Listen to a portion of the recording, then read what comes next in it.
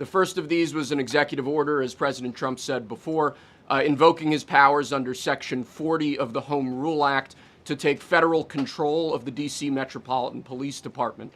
Along with that executive order, President Trump signed the statutorily required notification letters to Mayor Bowser and to the relevant House and Senate committee leaders. The second major executive action that President Trump signed was a presidential memorandum directing the Secretary of Defense to utilize the National Guard to address the conditions we see on our streets here in D.C. It also authorized the Secretary of Defense to work with state governors to utilize their National Guard units if necessary as well. These are bold, decisive steps intended to combat the out-of-control crime conditions we've seen on D.C.'s streets for far too long. And I, for one, am deeply proud to be part of an administration that's finally coming to terms with these issues, sir. Thank you very much. Sir. Thank you. So, just to conclude, Washington, D.C. should be one of the safest, cleanest, most beautiful places. Today, we're formally declaring a public safety emergency. This is an emergency. This is a tragic emergency. And it's embarrassing for me to be up here. You know, I'm going to see Putin. I'm going to Russia on Friday. I don't like being up here talking about how unsafe and how dirty and disgusting this once beautiful capital was, with graffiti all over the walls. It's another part of it, by the way, because we're talking about safety, but we're also talking about beautification. We have the most beautiful, potentially, capital in the world. We always had. But people come from Iowa, they come from Indiana, they come and then they get mugged. Not going to happen. Keep coming, because by the time you get your trip set, it's going to be safe again, and it's going to be clean very quickly. We're going to replace the medians that are falling down all over the roads. We're going to replace the potholes. We're going to put a nice new coat of asphalt over the top.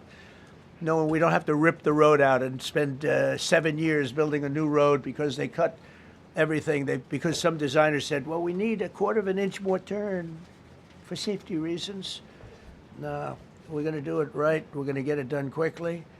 So today we're declaring public safety emergency in the District of Columbia. And Attorney General Pam Bondi, who's fantastic, is taking command of the Metropolitan Police Department as of this moment. And I'll be making the appropriate notifications to Congress and to the mayor, our new DEA administrator, who's one of the top in the country. He better be Terry. If you're not, I'm going to get rid of you so fast. Terry Cole. Terry, thanks. Very good. We just got him. Most highly recommended person. And you'll be designated as the interim federal commissioner of the Metropolitan Police Department. Okay? And you run them tough. They're good. You have a lot of good people. You have people that shouldn't be there. You also have people that shouldn't be there. They got in there because of woke. But you have a lot of great police. And those people are the ones that want to help you. This city will no longer be a sanctuary for illegal alien criminals. We will have full, seamless, integrated cooperation at all levels of law enforcement, and we'll deploy officers across the district with an overwhelming presence. You'll have more police, and you'll be so happy because you'll be safe. When you walk down the street, you're going to see police, or you're going to see FBI agents. We're going to have a lot of agents on the streets. You're going to have a lot of essentially military, and we will bring in the military if it's needed. By the way, we're going to have National Guard, but Pete Hegseth will tell you about it. We will bring in the military if needed. People say, "Oh, that's so terrible. He's going to bring in." It's been used many times over the years. I don't think we'll need it. I think we've got so many great people, including the people that are in the police department with proper leadership. They'll immediately begin massive enforcement operations targeting known gangs, drug dealers, and criminal networks to get them the hell off the street, maybe get them out of the country, because a lot of them came into our country illegally. They shouldn't have been allowed in. They come from Venezuela. They come from all over the world. We're going to get them the hell out. They won't be here long. But some of these people, a lot of them, are homegrown criminals. And these are bad people. These are rough people. And this is just a list of some of the people that were given to me today that were criminals removed from the D.C. streets this weekend. They were rough and tough, but we're rougher and tougher. Look at these people here. Nothing, you know. They're not going to be your local school teacher. Look at this guy. He has killed people numerous times. They're not going to be an asset. They will never be an asset to society. I don't care. I know we all want to say, oh, they're going to be rehabbed. It's not going to be rehabbed. I'm going to ask Doug Burgum to come up and say a couple of words because he's in charge, as you know. He's Interior, but he's in charge of the U.S. Park Police. Janine, would you say a few words, please? Thank you very much, Mr. President, and thank you, Madam Attorney General, and to all my partners here. We all want the same thing. We all want a safe city. We want a safe capital. We want to be able to bring our families here. We want to be able to come and enjoy the history that makes this place great. And unfortunately, we are not in that position right now. And Mr. President, I want to thank you for taking the step that we need right now to make criminals understand that they are not going to get away with it anymore. And I'm not going to stand here and go over and over the cases. But what I can tell you is this.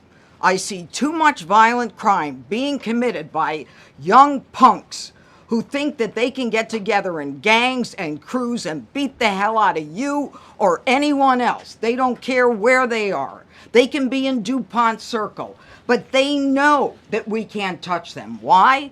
Because the laws are weak. I can't touch you if you're 14, 15, 16, 17 years old and you have a gun. I convict someone of shooting another person with an illegal gun on a public bus in the chest, intent to kill. I convict him. And you know what the judge gives him? Probation. Says you should go to college. We need to go after the D.C. Council and their absurd laws. We need to get rid of this concept of, no cash bail.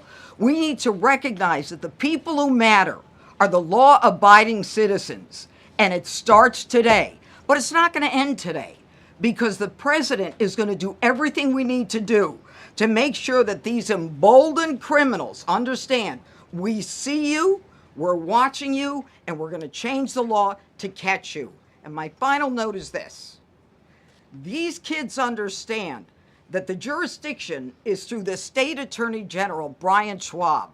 I did a poster of the young man from Doge who was beaten bloody with a severe concussion, a broken nose. And then I did a poster of what happens to those kids because I can't arrest them, I can't prosecute them. They go to family court and they get to do yoga and arts and crafts. Enough. It changes today.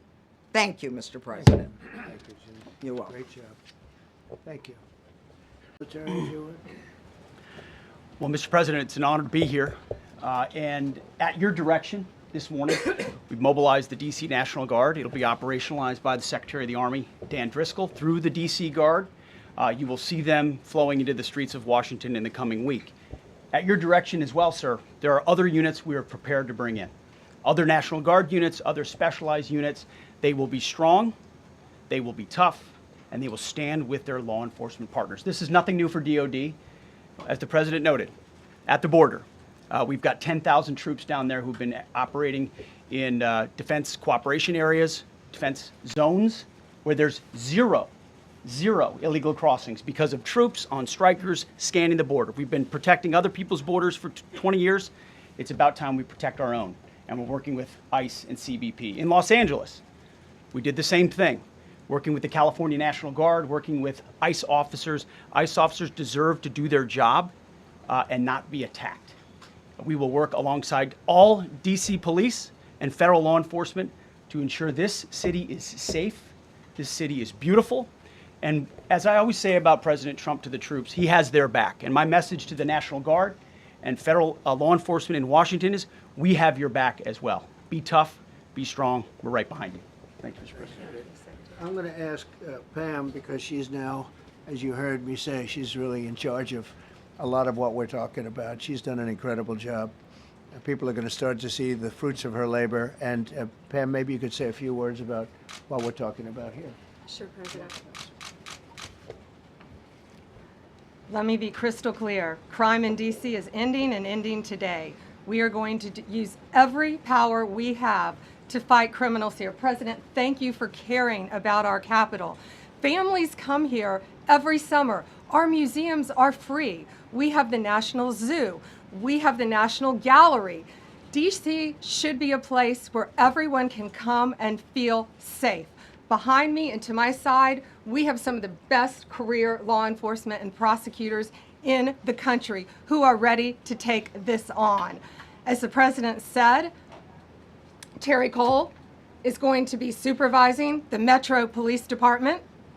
Gaddy Serralta, our U.S. Marshal, is going to be supervising command and control, the entire operation. Our Deputy Attorney General, Todd Blanche, and I will be working with them closely, along with our great FBI Director, Kash Patel. Kash is going to talk to you in a minute about what we did in Virginia recently with Governor Youngkin. Many of you covered that, and it was tremendously successful. Not only that, our secret weapon here in D.C. is U.S. Attorney Jeanine Pirro, one of the toughest prosecutors and a former judge, and she is going to be talking about juvenile crime, how it's out of control here, and what she's going to do to fight back. No more crime rampant in our beautiful capital. No more teenage girls beating a disabled man to death. No more of that. No more drive-bys. We're going to do everything we can. And working with the ATF Director Driscoll and Commander of the Army, we're going to all work together. That's what we all do in this room. We work together, we fight. Do not underestimate one person in this room. We're going to make DC beautiful. We're going to make DC safe again. One other thing, just at the war. Nose and concussion. Can't believe that he's alive. He can't believe it. In June, a 21-year-old congressional intern was tragically killed after being hit by a stray bullet in a drive-by shooting. A former Trump administration official named Mike Gill, fantastic person, was murdered last year in cold blood in a carjacking blocks away from the White House. We all knew him. Great person. Waiting for his wife as she was walking to the car. A Democrat congressman was also carjacked at gunpoint not far from the Capitol. And in 2023, an aide to Senator Rand Paul was stabbed in the chest and head by a demented lunatic as he walked down the street, just absolutely for no reason. Horrifically, last July 4th weekend, a 3-year-old girl was shot in the head and killed while sitting in a car near the Capitol. It's becoming a situation of complete and total lawlessness. And we're getting rid of the slums, too. We have slums here. We're getting rid of them. I know it's not politically correct. You'll say, oh, so terrible. No, we're getting rid of the slums where they live. Caravans of mass youth rampage through city streets at all times of the day. There are ATVs, motorbikes. They travel pretty well. Entire neighborhoods are now under emergency curfews. Just this past weekend, gunfire went through, and you saw that, the Navy Yard. I saw it this morning. They saw that they fought back against law. See, they fight back until you knock the hell out of them, because it's the only language they understand. But they fought back against law enforcement last night. And they're not going to be fighting back long, because I've instructed them and told them whatever happens, they love to spit in the face of the police as the police are standing up there in uniform. They're standing and they're screaming at them an inch away from their face. And then they start spitting in their face.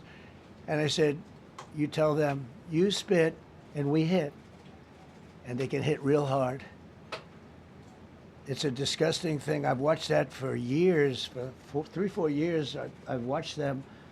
The police are standing, and they're told, don't do anything under any search. So and you can see they want to get at it. And they're standing there, and people are spitting in their face, and they're not allowed to do anything.